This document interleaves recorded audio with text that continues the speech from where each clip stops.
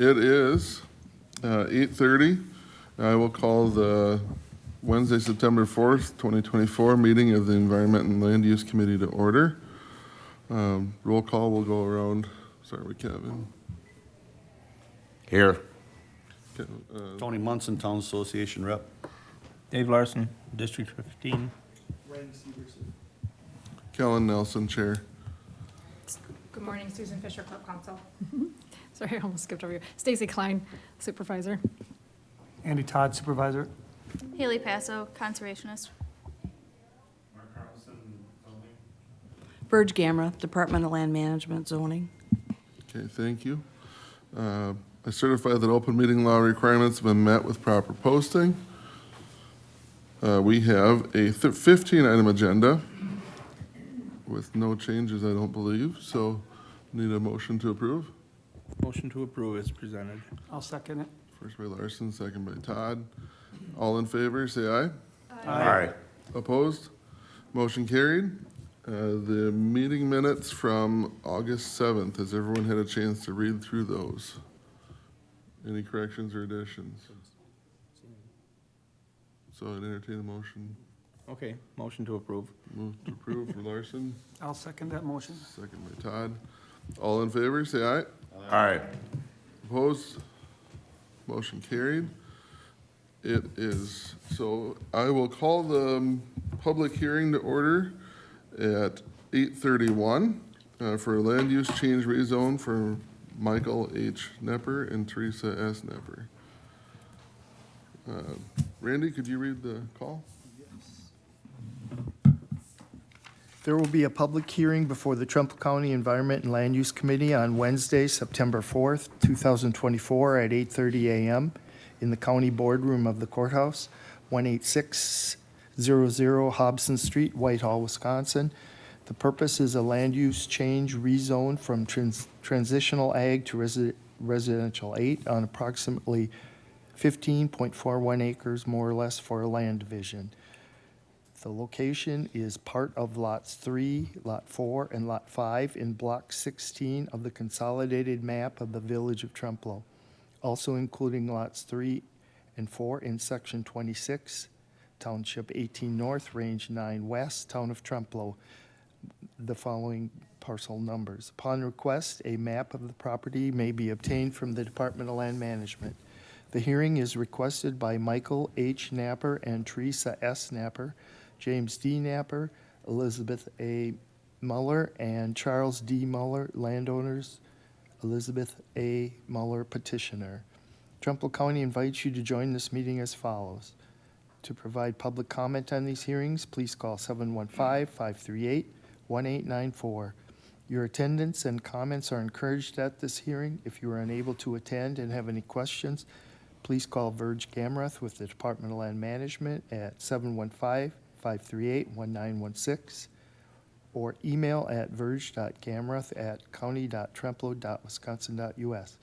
If you are unable to attend and desire to submit a written comment, please send your written comments to the Department of Land Management, 18600 Hobson Street, Whitehall, Wisconsin, 54773, or email once again to Verge.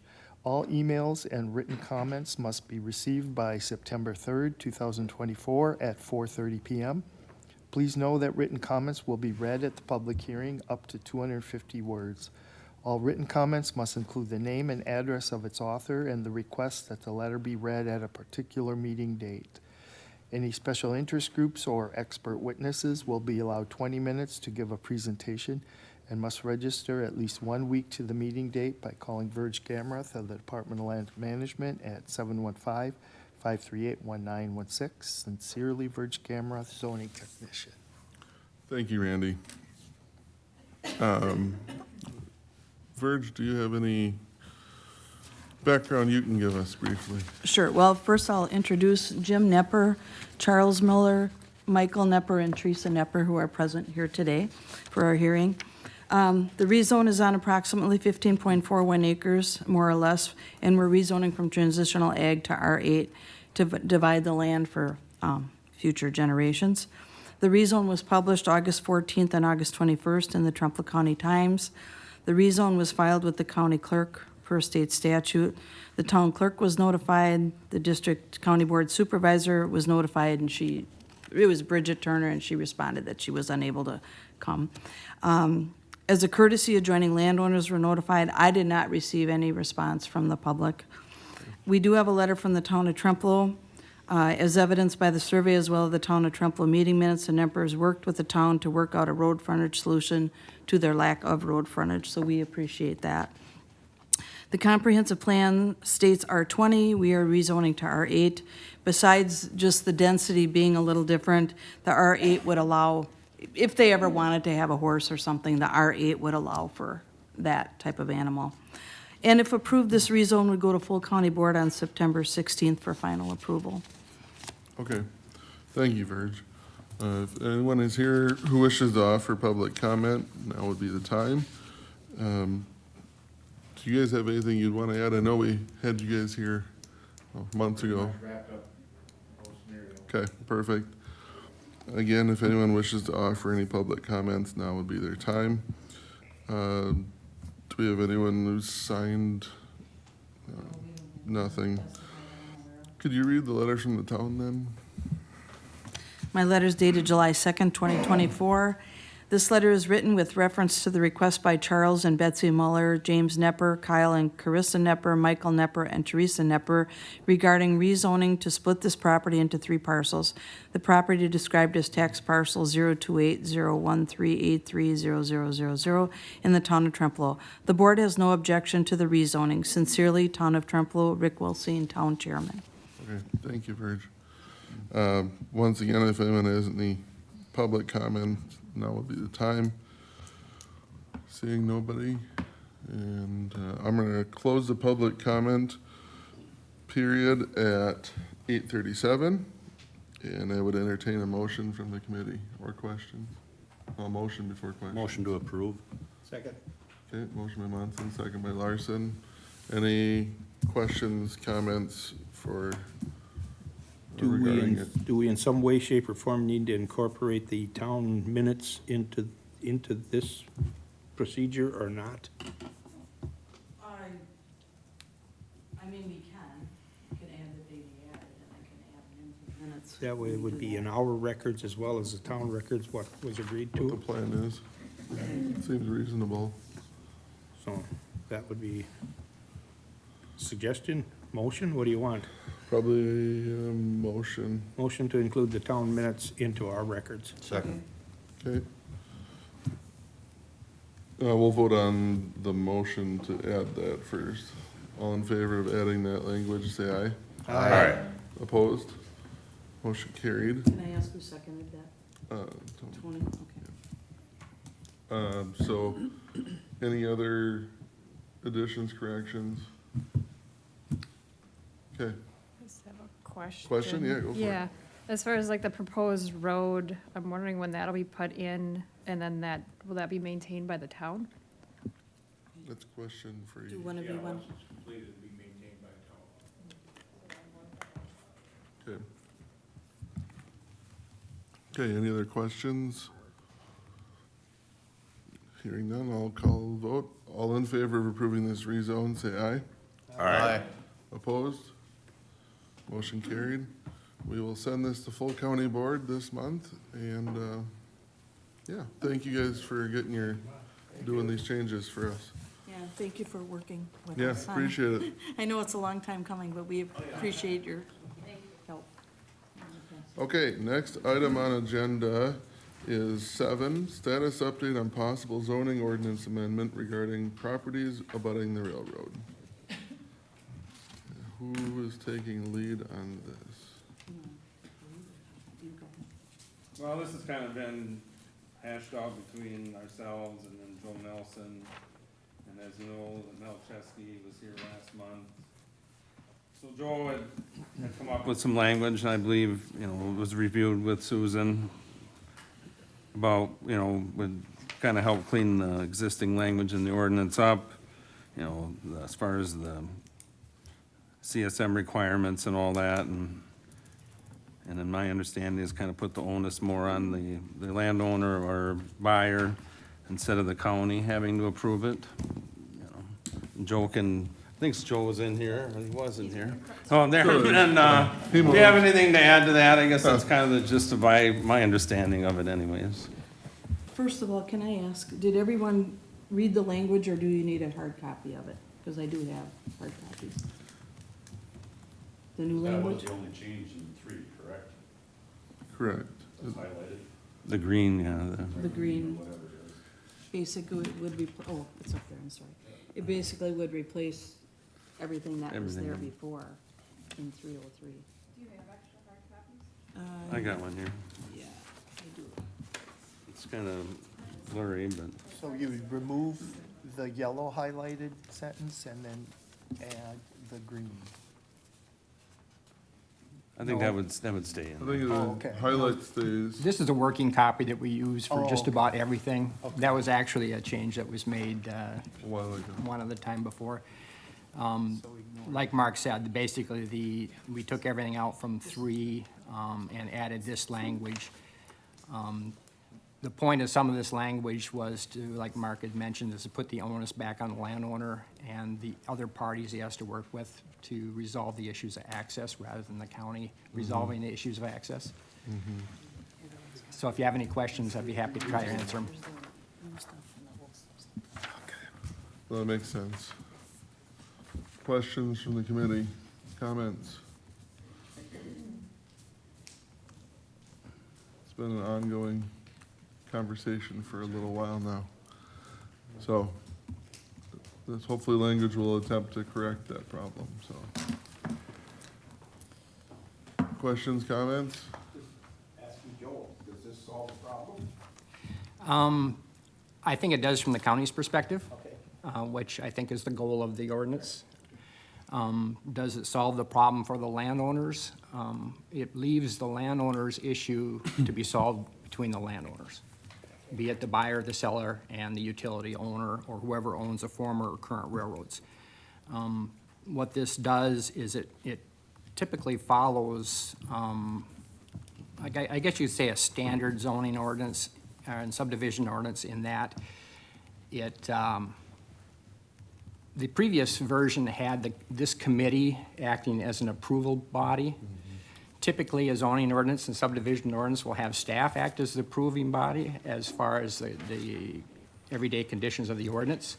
And then if there are any issues with not being able to comply with the ordinance, there's a board of adjustment that handles all the issues with variances and stuff. The previous ordinance had basically a board of adjustment type attitude before the board of adjustment, which is kind of unusual in my mind. This gets us back to the particular way that zoning and subdivision ordinances are typically handled with variances and approvals. Okay. That makes sense. To me. Questions? Tony? The attorney last time brought up, emergency services to, say, the Tom Shank property, let's use that for the example or whatever, there's a couple residences there. Say somebody bought that and the railroad did not.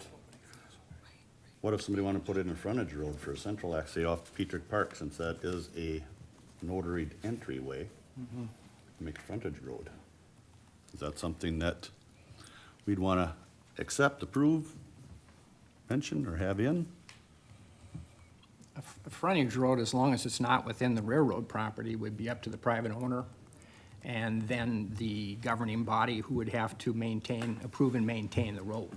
So it wouldn't be much different than approving a town road in the previous rezone application, as long as it's outside the railroad. It's where it crosses the railroad gets to be the sticky part. Right.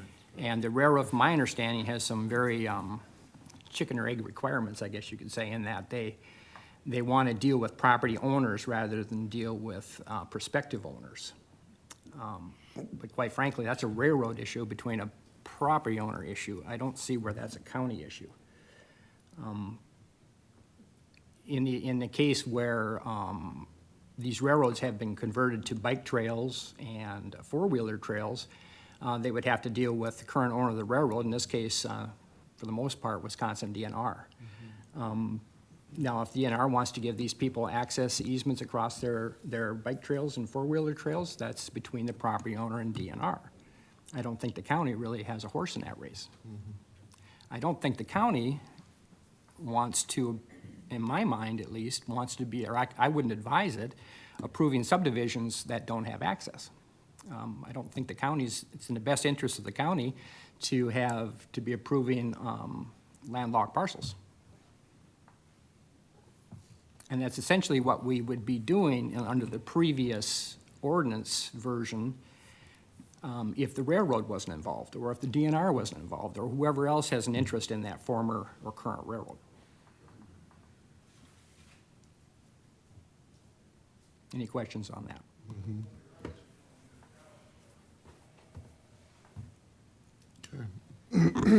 So if I may, I think Joe summarized this pretty well. There are a host of issues with our current ordinance and how we set it up. Absolutely, we created a quasi-judicial body that is not reflected in statute. We have a host of private contractual issues that we're now bringing in, plus with some pretty interesting players there, because we know the state, we know the railroads are the owners of these. If this is where this committee wants to go as, for policy, because that's really what the purpose is today, to get an idea where you guys want to go. We'll bring it back next time as a public hearing, because this is an amendment to our ordinance, so we still have to go through the right process. So no vote is required, but we just want to make sure we have an understanding of what your thoughts are. Okay. This seem acceptable to the committee? To me, it seems very Yeah. logical.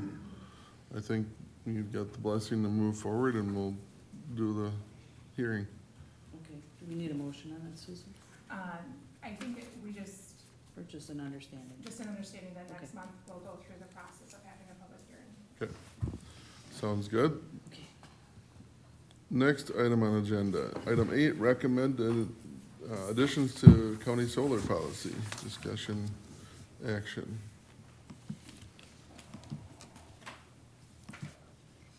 Who is taking lead on this? This was put back on here because Yep. last month Susan had to leave for a meeting, and we touched on it lightly, but we really didn't take any action on it. So I think Susan and I and Mark all felt that it needed to be put back on here, so there was some kind of decision as to whether we wanted to include that in considerations for solar energy or not. Susan, you can go ahead. No, thank you, Verge. And I can try to share my screen. If you guys don't have it, I'm looking at what I had sent out in August of 2024 for the meeting. And it should be also linked to your August meeting. That's how I was able to pull it up. So this particular set of recommendations, some of them were somewhat addressed in the current policies. Some of it is new. Some of it I would recommend for really just generally across the board. For example, demonstrate or compliance with all applicable state and federal law. I think that should always be a condition. What we need, though, is that right now, it went to the county board. The county board approved of the policy or the report that was currently in place and then sent it back here to formalize it. We just need a direction that when we have, for example, the smaller CUPs, you know, is this what we should be utilizing to try to request these? We know that we might not get everything, but we need the direction of knowing, is this what the committee wants? If we are looking at a CUP application,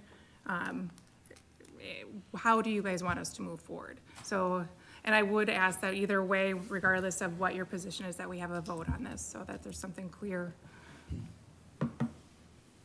And I don't know if there's any questions. Just to clarify, this would not be an ordinance, added to the ordinance as an amendment. This would just be considerations that you would look Correct. at when you're approving a CUP. Correct. Correct. Absolutely. These are policy considerations. How does this compare to other counties and what they're doing? Oh, that's a really good question.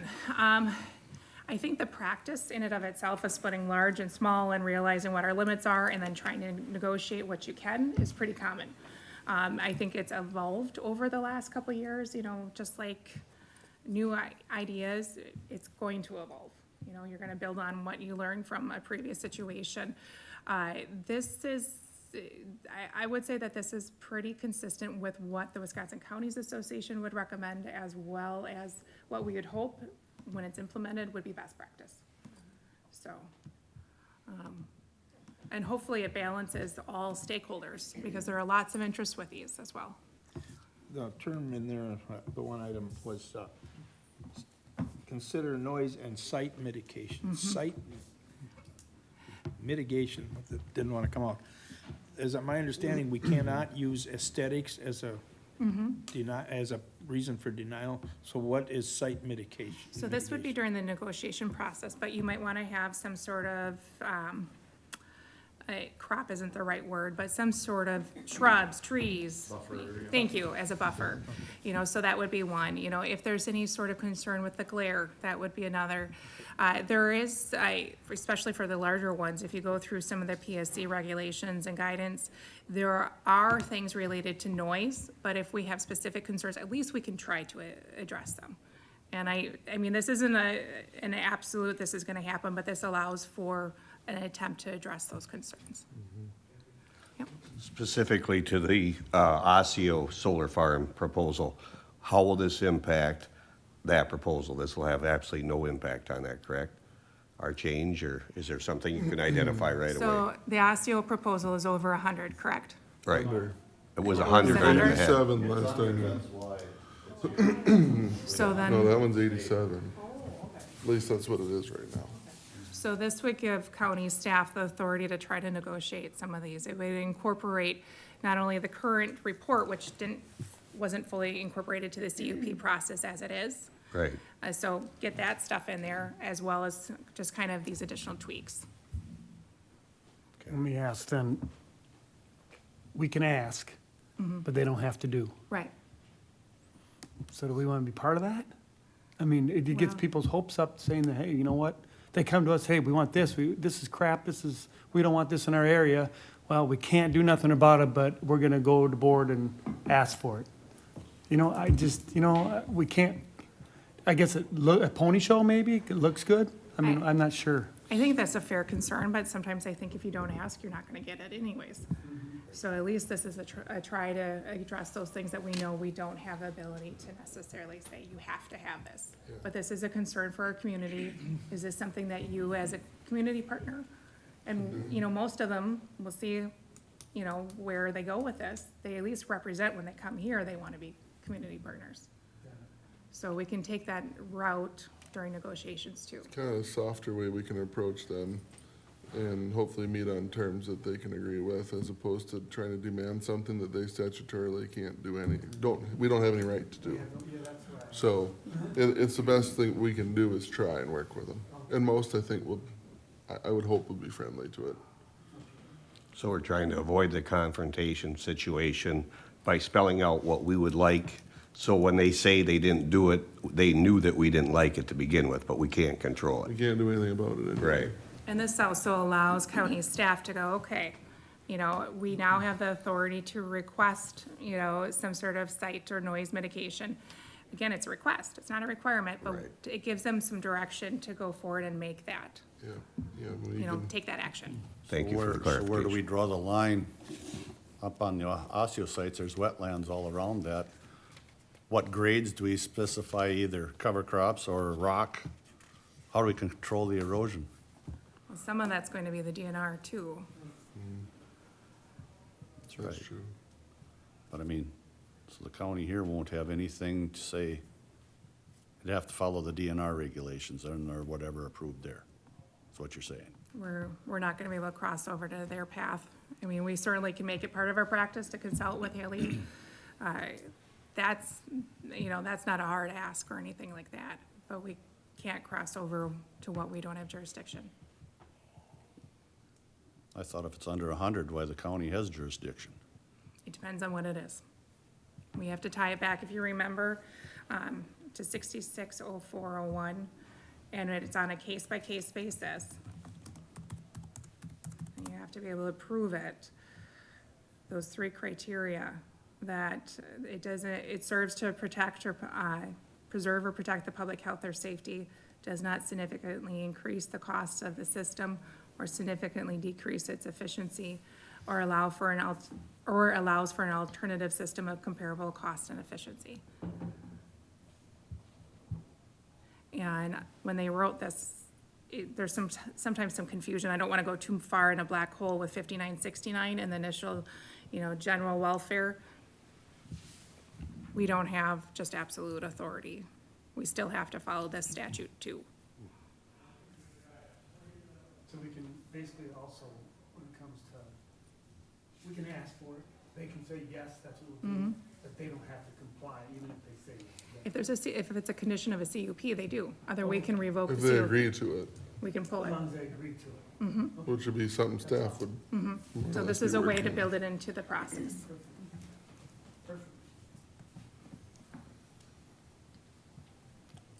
I was just gonna comment, I guess, you're talking about site mitigation, the thing that comes to mind for me is when they approved the CUP for Riverland Energy, right outside Arcadia, then farmer next door was an organic farmer.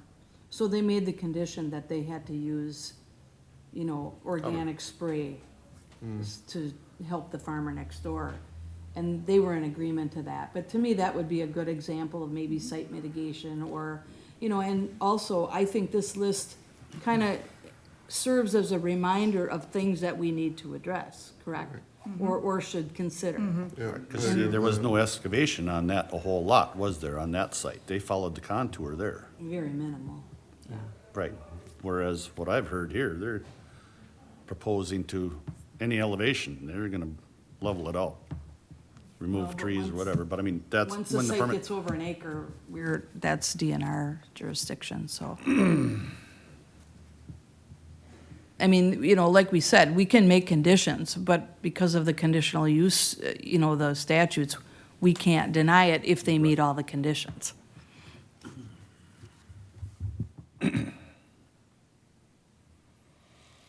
Comments, questions, concerns from the committee? I think this is a pretty good list to give guidance for staff on working with conditional use permits for this process, personally. Anything else we'd like to, we've put a lot into this over, really a couple of years. So, and staff more recently, creating this Well, list. that's it, like the bonding or whatever, so just say road use agreements or whatever, say it's going on a town road versus a county road or whatever, is there limits on setting bonds or requirements, or do we have pays and reports before and after for road damage or improvements, or? So it's easier to do with more resources, right? Right. That's for sure, and as you change the types of government and you change the types of municipalities, those resources change. In an ideal world, you'd have a road use agreement, you'd have an engineer who's qualified in that type of assessment go out, show you, have some sort of report created saying this is where it's at before the project started, and then something as it goes on. I also think, though, that when you have a road, you could have something that happens on an emergent basis, and we want to have a way, for example, to be able to build back, right? We want our guys to go out, fix the issue, especially if it's a county Well, road. you're finding that out now with the sand mines or the reclamations, there ain't enough bonding there to cover Right. whatever certain things are, so. Right, and, we're fortunate as a county that we had that experience, although it might not feel like it. But we know a little bit of what to look for in the future. And, certainly having tighter and clearer guidelines and directions help. And we're not gonna catch everything. There's gonna be something 10 years from now, we'll go, oh, okay, we didn't know about that.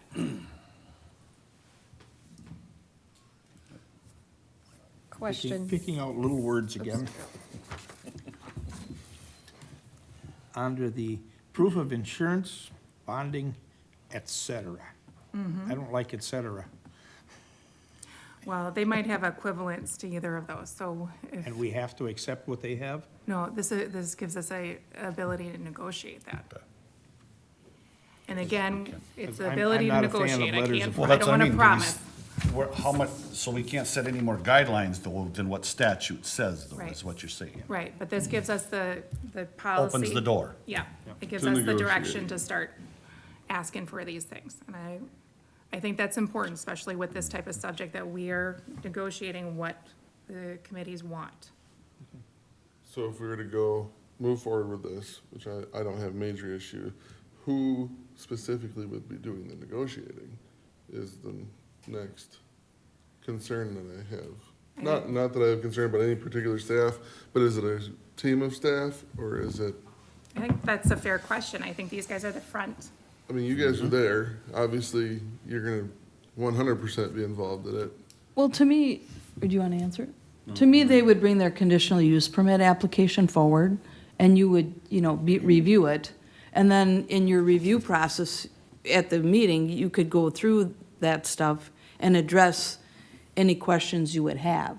So you'd propose that it would come here for negotiation? I'm just trying to Well, they conceptualize would- how it would work. They would already have their application ready, Yeah. for you to look at. So a lot of that information would probably already be in there. But then if you had concerns, Specific related to then you these. could go through these considerations and say, well, is this addressed, depending on how intense you wanted to get. The other thing is, I think there's a lot of maybe less direct actions that happen. People come in and they ask questions all the time of staff. And this would give staff the ability to say, hey, the county board, they also want this. Have you addressed this in your CUP application? Right. We understand that it's not required, but this is something that we're asking as a community partner to consider.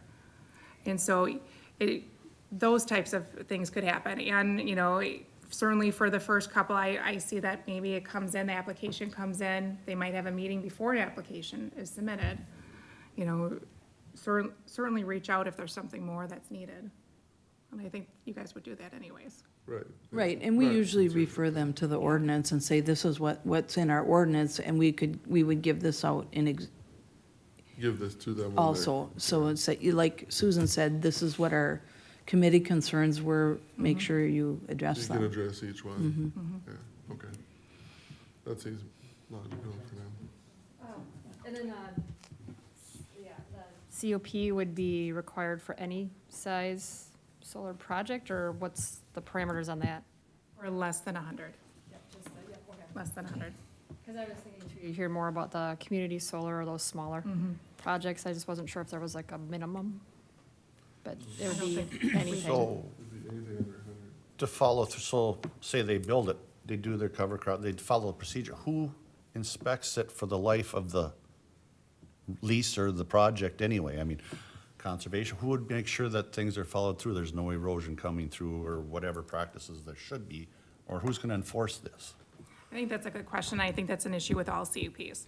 Once there is a CUP in place, who's making sure that those conditions are followed? And I'm a little bit hesitant because I'm always worried about the administrative burden. When you have two people, what's that going to look like? But I think that should be done. Well, should it be under like same as our mining ordinance or whatever? I mean, they go review and inspect them, correct? That would make sense for, an industrial like Yes, yes. situation.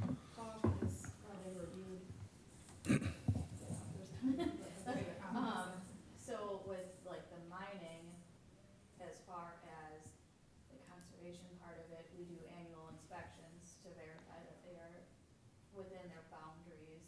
They're above the groundwater, levels, meeting the conditions of our mining ordinance. So that's an annual inspection. And if they are outside of their boundary, they have to come back in. Or then it also plays into what fees they have to submit for their annual fee as well. If they close part of it, opened, all of that. So it plays into that factor.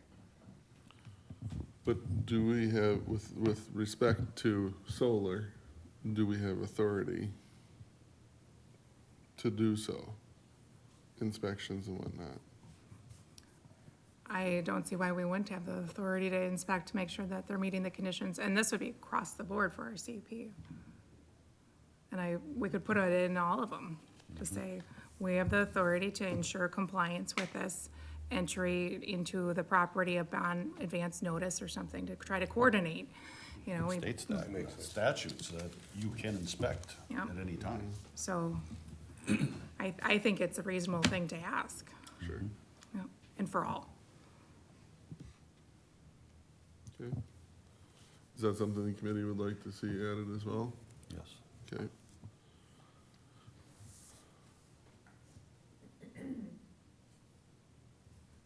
Anything else we want to see? I don't know that this is something, do we need a motion to move forward with this? I suppose it's policy.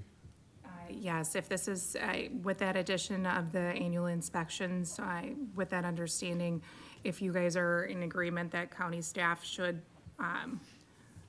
work towards addressing these in the CUPs, I would ask for a motion. Okay.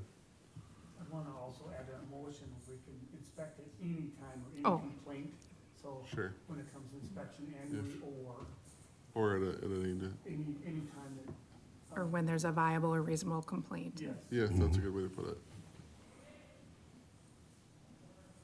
I'm just gonna mention, since this is being recorded, there's probably people watching it, if people aren't using their microphones, if you could shut them off so that Oh, everybody can, because otherwise you can't hardly hear it on the video, yeah. yeah, Thanks. okay. Well, I'll make that motion to add that verbiage when it comes to annual inspection or if there's a complaint. I'll second. Okay, motion made and seconded. Any other discussion? I know I'm probably pushing my limits.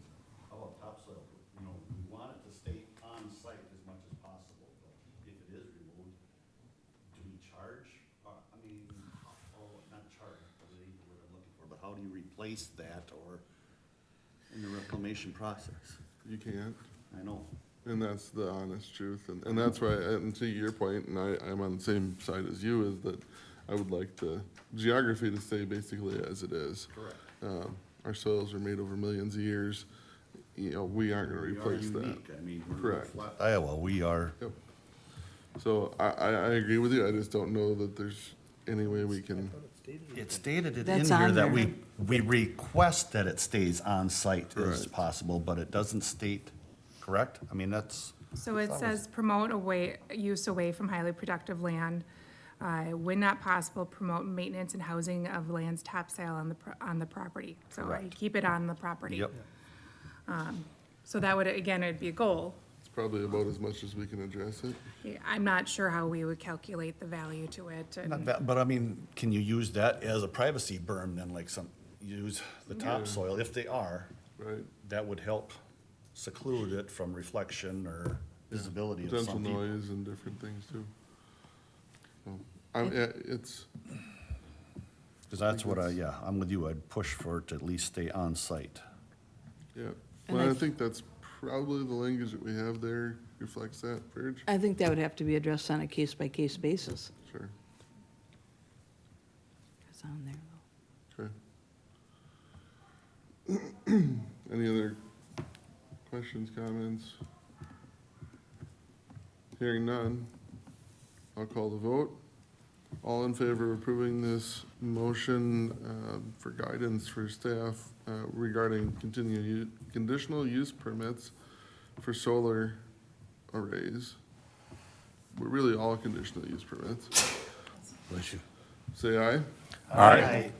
Opposed? Motion carried.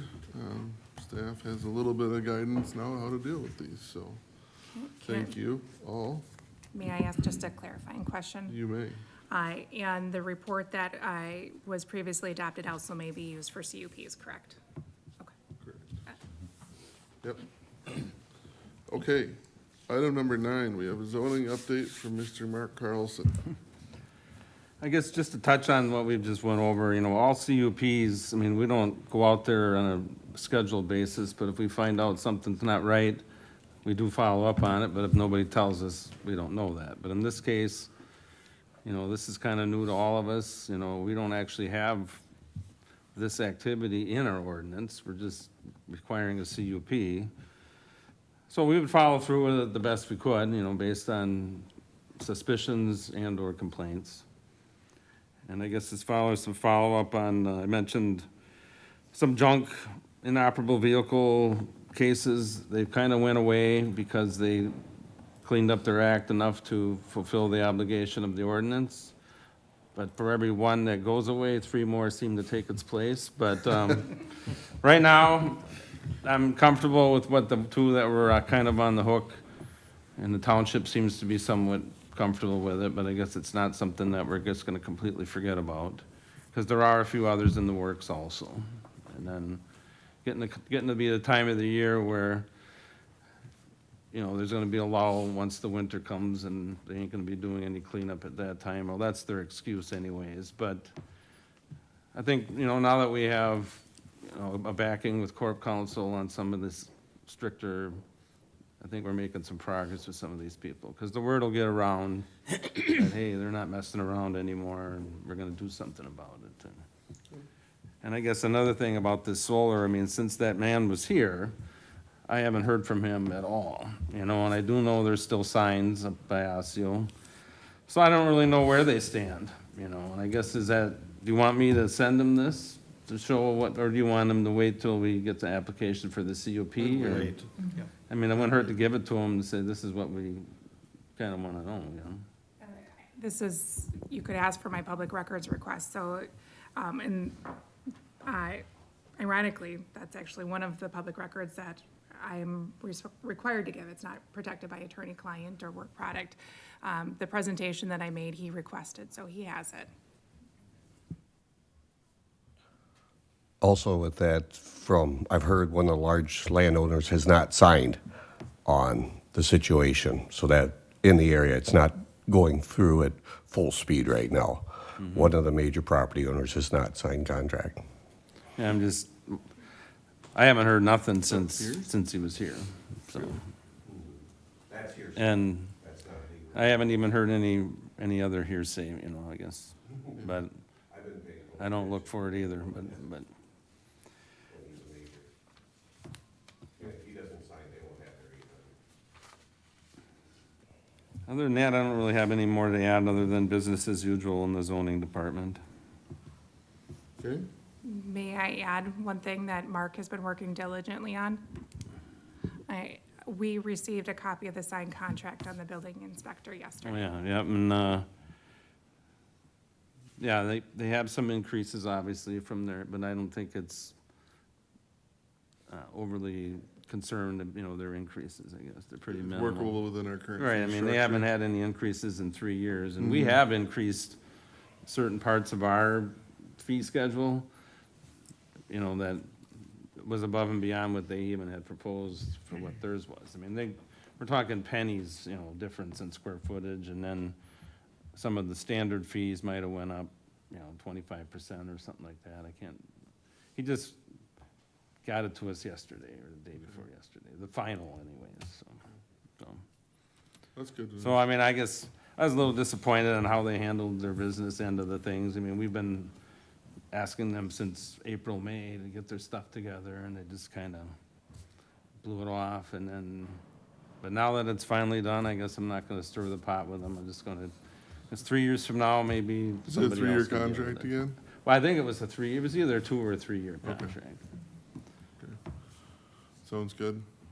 Thank you. Anything else, or you're good?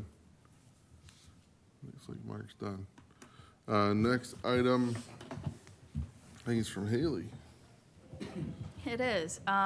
So I have sent out this memo about GPS equipment. Little background is our current GPS equipment is from the early 2000s, and it is starting to go on the fritz. So before it decides to die, because that's the only one we have, and we do that for our conservation projects, and also mining inspections. So before it dies, I would like to get a new one, and it is over, I think the limit is like 3,000 or something. I mean, it is well over that dollar amount. So I'm bringing it here today to get a motion to move forward with purchasing a GPS equipment that upgrades us into current times and gets us even better satellite service and everything like that. So when we're out on sites, we can actually get probably more in the valleys and the ravines. Ours, you have to start at the top, run down, hopefully get a point, and then run back up to hopefully get the points that you need. So these newer GPS units get double the satellites that we currently have, so that'll get us much more accuracy and actually in more locations. So I reached out to two different companies. So it is a Trimble and then also a Carlson, and it is the dealers that provide those. So they're two different companies that I got quotes from, and the one I am proposing is the Carlson BRX7. That is the name of the equipment, with a total cost of $14,995. We did have quotes ranging from $8,000 to like $30,000, and that's just even on the lower end of some of these equipments. So the lowest one does not have the features, all the features that I would like the tilt shift and everything that allows me to be at a little bit of an angle and still get an accurate reading, because if you're next to a building, it's nice to be able to tilt it out so you're not covered by the building. So the BRX7 is the one that allows all those features, and then it gets us into the current times. So that's why I'm bringing this forward today. We do have the funds available. We will be pulling from our non-lapsing tree and shrub fund to cover that expense. So I am hoping for a motion today to move forward with this. So if you have any questions, I would gladly answer those. Any questions for Haley? So the new equipment, how long would something like that last? Probably at least 10 years. Our current one has lasted, well, we bought it in the early 2000s, so we're at about 20 years right now. So, which at this point, they are not repairing them anymore, that version. So once it dies, it's dead. We had sent it in prior to my time. They had something happened where they had to redo it, or what am I trying to say? We sent it in and the manufacturer repaired it. There we go, repairs. So these, with the newer versions, they'll repair them as well. So I would say a minimum of 10 years. Haley, is this a handheld GPS or is this mounted? So this is going to be a mounted, so it has the rover with the pole and then the mounted on the front so that we can actually take points and go throughout. And that's what we currently have. Right. So they are the most accurate, the little handheld GPSs that you could be a couple feet off. And we need for our conservation practices and design work, we need within, millimeters of each other, so. It's RTK. I went Right. to the system Yep. to look up the thing. Yeah, it's RTK. Yeah, I'm just trying to make sure that it's something that's the higher level so everybody knows it's not Correct. something they're gonna go to Shields and pick up. No, and we need the RTK subscription to get all the satellites and everything and the WISCORs, and yes, we have all of that set up. It'll easily transfer from what we currently have to Into our new this. system. It is the same manufacturer, so there won't be much of a upgrade on, learning processes, but they are going to come up to train us on the new system, because there are little changes, but it is the same manufacturer. So they are willing and able to come up and train. They have 24-hour service. They're very helpful. I've called them actually multiple times on our current one. Give me the purpose of why you would use this piece of equipment for the people listening, so everybody understands why this piece of equipment needs to be bought. Yeah, so we use this piece of equipment. We go out for all of the conservation practices, so like our grade staves, our waterways. In order to design that, we need to get accurate land data or, LiDAR data, and our LiDAR data is good, but it's not to the inch. So we need to go out and take survey points and GPS points to get the elevations and locations of where the erosion is, and then we can use AutoCAD, which we currently have, plug that in and design from those points. We also use it for our non-metallic mining, so we use it for getting actual locations of where the boundaries are of the mine, along with what the elevation is of the mining floor compared to what the elevation is of the groundwater that they send in with their water samples. So we need to verify that they are meeting the standards of the mining ordinance as well. So with those conservation practices too, after we design it, we have to go back out once they're in construction, verifying that they're meeting the elevations that we actually designed. So we need to have those actual very specific measurements because we can't be feet off, because that'll then throw everything out of whack. So, yeah. Makes sense. Any other questions from Haley on that? I'll Sounds like make a motion to purchase the Carlson BRX 7. Okay, motion made, do you have a second? Second by Klein. All in favor, say aye. Aye. Opposed? Motion carried. You can get that coming. Perfect, thank you guys. Conservation AIDS grant, discussion, possible action. Okay, Once again, Haley. yeah, so I'm going to, I had it on. Thank you, I'm gonna Susan. give you a Have a good little day. background here. So Conservation Aids is a yearly grant that we apply for. We are allocated the funds from DNR, and our allocated amount is standard across the board as far as what we get. It's based on license fees, how much wildlife area we have. The DNR calculates all of that. So our flat rate is $1,971. Previously, we are able to, and currently we are able to ask for additional funds if other counties do not,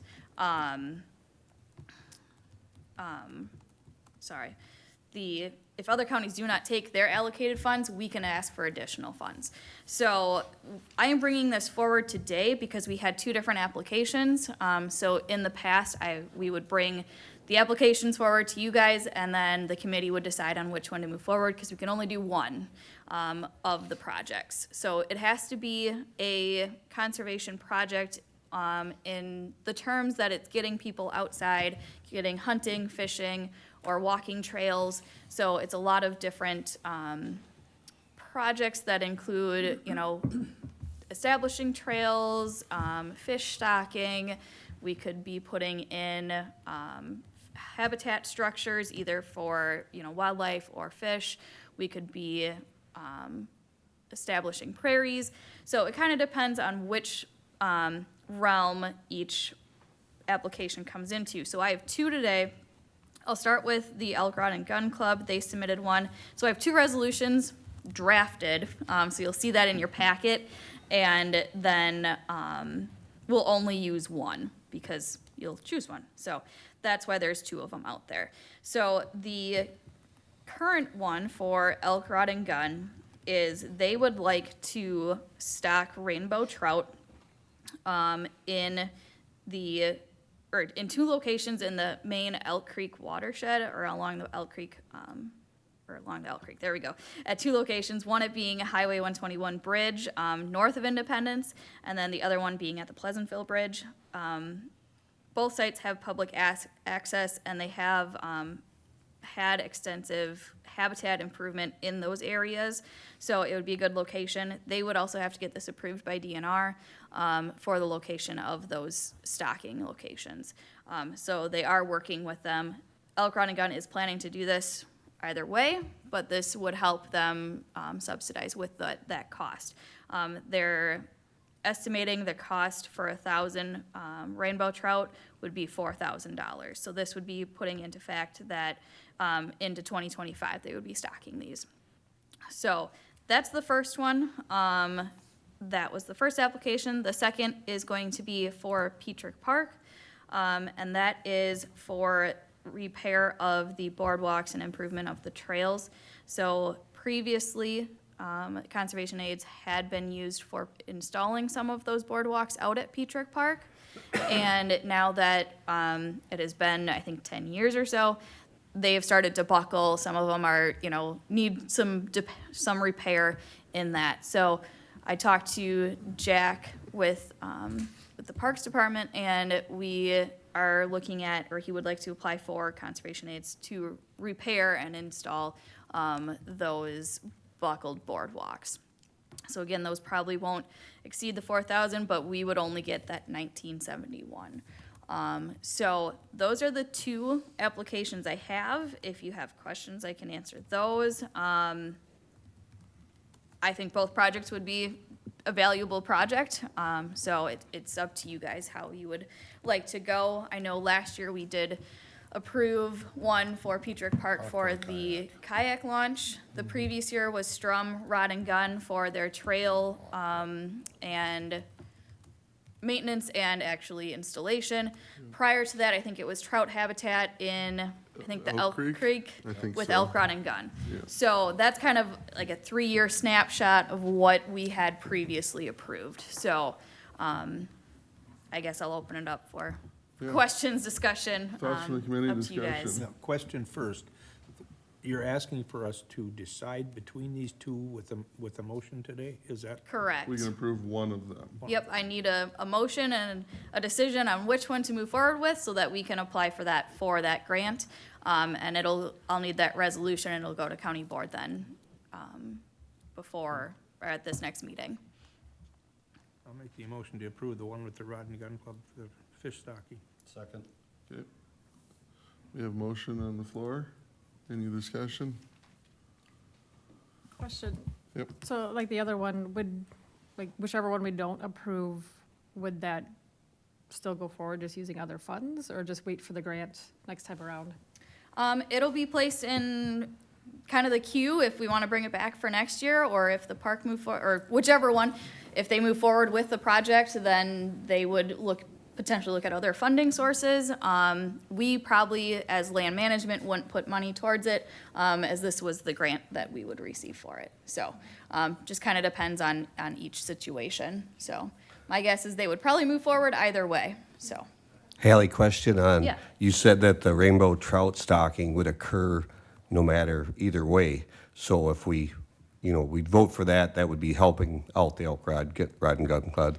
And we don't know what would happen on the Petrick Park if we don't advocate for that one. Yeah, I can't make a I'm just decision or illustrating that anything for the group. as far that, as, we yeah. can either limit what goes on with the funding, or we can, make sure both are funded, but it might be funded by other people or Correct. not, is what I'm at. Yep. Because, I just want everybody to be illustrated the fact that we're killing one and we're boosting another one. Yeah, go ahead. Healy, what are the chances that we would maybe get some of that funding back from those other counties? I don't know. It depends on how many other counties apply for that funding, and I don't have a gauge on what other counties are doing. Right, but if we would get other funding, would we be able to fund that other project? No, it has to stay on the same project. Oh, okay. We can only do one project per year. So to replace the boardwalks, that's the handicap with the kayak launches, DNR permitting and research. And to replace this boardwalk, do we have to do any preliminary stuff on that? to It's get an approval? existing structure. We would probably need to do Wetlands duty. I would have to double check, on do they need a repair permit with DNR if it's Because a I mean, that's wetland the area? hang-up. We thought we'd have the kayak launch in simple as pie by this year, and it's been a drag your teeth or whatever. It's been a fight from what I've heard. So has that been implemented yet? The No. kayak The launch kayak is launch has not? not been implemented. They have 2 years to do that. So they also have next year as well. And I If know I- in Pete said they had discussed it yesterday a little bit more. Right. I'm on the Parks Committee, so I do take interest on both sides. With that, part of it was the ADA, the Disabilities Act. We've got to make sure we have that. And we are looking at some pretty extensive investment, so that's why it's not rapid. They're trying to do it. And there was some things that were changed with some of the other ones. We don't want to run into that same situation. But we do want to maintain Petrick Park, and we have turned down a large amount of money that was offered as far as the board for Petrick's, this spring. So I'm trying to illustrate the fact that, we do need to maintain, we do want the projects to go through, but the boardwalk was discussed yesterday at committee, and we did get a chance to walk, and there is repair that's needed there. And it's not to the extreme that we have to worry about liability, but it'll be an expense we do have to incur. Do you, this might be a challenging question, but do you have a gauge on which project would get used more? I do not have a good gauge on that. And Yeah. Stacy, to add to that, we did have the cooperative trout rearing project that was just basically eliminated by the DNR. So there's needs in both places. I'm just trying to illustrate that, you know, as far as where we're at, we want both projects, of course, because we always want to have more than we have. Yeah, both are good projects. I mean, my head is maybe in the same place as these guys where, because of the way DNR took that away from some of the local establishment, you know, or clubs, I'd like to show support with that and move forward with that. That being said, the park is great too, but looks like I was just Rebecca's. gonna say the same thing. I think that because of the trout, what happened through that, it makes sense to support that this year. And we are doing some planning right now for the park that I think, you know, we'll continue to make sure that the repairs are priority, and we're gonna get that taken care of as well Okay. as we move forward. So can I ask what the DNR did, since I don't know? Cancel the trout rearing. See, Well, I've been working with it extensively, and Rebecca went, and some of the county board members went. We found out in June, that our cooperative trout rearing project, which would be at Sendo Box and it would be at Brauger Farm, where they bring in the small fry trout, raise them for a period of time. It's different depending on which ones we have. And they're usually Brooks and Browns that we usually stock. And the project has been around since the 30s, and it's been extensive in this area since 46. The DNR had everybody inspect their trout rearing pens, and then a week later said the trout were not coming because of budget cuts. And with those budget cuts, they said, we just can't afford to do the program because we're out of money. And most of the trout rearing ponds had already been inspected with an expense occurred. The feed had been purchased, and the DNR basically pulled it away from those trout rearing groups, which are sponsored by most of the sportsmen's clubs in the area. We had a meeting, was it 3 weeks ago, just about now, with most of the sportsmen's clubs, and brought in the DNR to have them explain it. And they basically said they were out of money, that we couldn't do it. But then they took all the fry. The big expense they were concerned about was driving them north, you know, because they have to haul them, and you don't just haul them in your pickup truck. When they did that, they still hauled all the fry up halfway between the two rearing pens and dumped them in the stream. So what we're thinking occurred, and this, if somebody wants to challenge me on it, they can. We think it was a political move to illustrate the fact the DNR has been cut with funds. We did have the state senator for our area, Mr. Rob Staffsholt there. We also had Trey Krasinski. They put out alternatives that could have been used as far as for funding, but that was not the desire of the DNR. I do think they wanted to make a splash, and they did, and we're very upset, and we're trying to keep the program going. At the Brauger Farm, it's been going since 46. Sendobach Farm shortly. And I worked with the program with the high school ag departments for the last 35 years. And it was the reason why I could convince kids to learn how to keep habitat restored. It's the only reason they would kill 10,000 box elders, because I asked them to make sure the trout were good. So that's what the system is. They've eliminated the Brooks and Browns. They will not be released in October this year. And it is going to impact our tourism as far as Trempealeau, Buffalo County, and the Driftless area. Well, in my opinion, that kind of sums it up. Sorry, you ask a $5 question, you're going to get a $20 answer. I apologize for That that. was really good, though. It was good. Yeah. And just one other thing with my thinking was, we did the parks District last year. last year. Yeah. I think we need to spread the money around as well. Right. Yeah. So, we have a motion to fund the Elk Creek Rod and Run fish. Any other discussion? Hearing none, all in favor of supporting that resolution, say aye. All right. Opposed, same sign. Motion carried.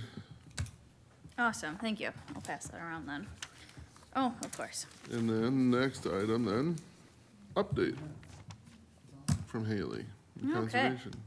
Yeah, I'm gonna keep her short and sweet. Projects are moving forward. We're having some nice weather now, so projects are running here. So trees are also ordered for the tree and shrub sale.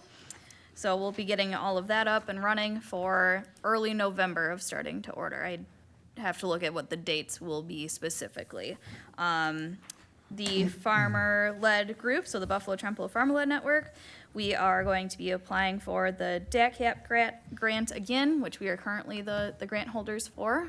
So we will continue to be the collaborator with that group for another year, which has been really good. It's been a really great learning experience for us as staff, and the group has been really great to work with, and I think they've enjoyed having us around too, because they ask questions about conservation practices and stuff too, so it kind of works hand in hand.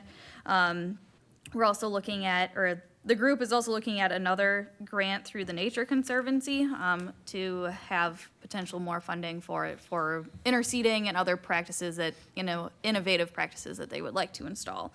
So that's something that they're looking at as well. So along with the BTFN group, they did have their event 2 weeks ago, I think it was, and it had a really good turnout of about 25 different farmers, not just the members, but outside entities, which is really good to see. There was a bus that went around to different farms and showed different interseeding, cover crop, everything, and it was very well attended. Then another event that we had was the Trout Unlimited event that we partnered with Trout Unlimited, Buffalo County, and us, and that had a really good turnout of about 50 different individuals, with about, I think it was 35 landowners or 40 landowners, and the other were about like agency staff and, people to answer questions. And we had a lot of good questions come out of that. My phone has been ringing pretty steadily about stream habitat and restoration projects, so we may see an uptick on some of those again, and partnering with Trout Unlimited a little bit more on some of those projects. So it solidified a really good partnership and improving those trout streams in our areas, since it's a really big, it's good for tourism, and it's really good for conservation practices. So then one last thing here is just as a forewarning, or I don't want to say a warning, but we'll probably have some more livestock sighting permits coming through for conditional use permits. Pilgrims is having another wave of chicken barns coming in. So my phone has been ringing again off the hook about, installing more chicken barns. So we will probably be seeing an uptick on conditional use permits for the livestock sighting permits. Just as an FYI, I wanted to bring that forward, that you'll see a few more here coming in probably the next 6 months or so, as they get ramped up on some of those. So that's my quick update. Otherwise, things are rolling and it's going well. So, Okay. Any questions? Questions for Haley? Thank you. Cool. Keep up the good work. Thanks. Item 13, future agenda items. Anything the committee would like to see or hear about, or anything staff wants to bring up? We're just, Bring the public hearing thing to the, officially next month. sure. Only thing I can see. I haven't had any other applicants for CUP or anything like that, or rezones, and we do have a BOA meeting coming up here a couple weeks, but that's the BOA, not us, or Right. not this, so. Okay. I think some different concerns have came up when it comes to your ag land. Is it commercial ag? Is it seasonal? Is it not seasonal? Can they go 12 months? Can they go 6 months? Those kind of things are coming up a little bit on questions, just along 90 or 54. And, Is it, like all the apples, is it seasonal or not? So I think something like that should be probably. Yeah, okay, I was kind of losing, I didn't understand what you're trying to, but yeah, I guess, we need to get a handle on, what some of the, roadside stands have morphed into, I guess. Yeah. They're more of a commercial thing, because they offer, and we're gonna do that, I mean, at the end of this month, I'm gonna be going on vacation, and Verge is be going on vacation, so we didn't wanna send any notice to these people till after that's done, so we can address it.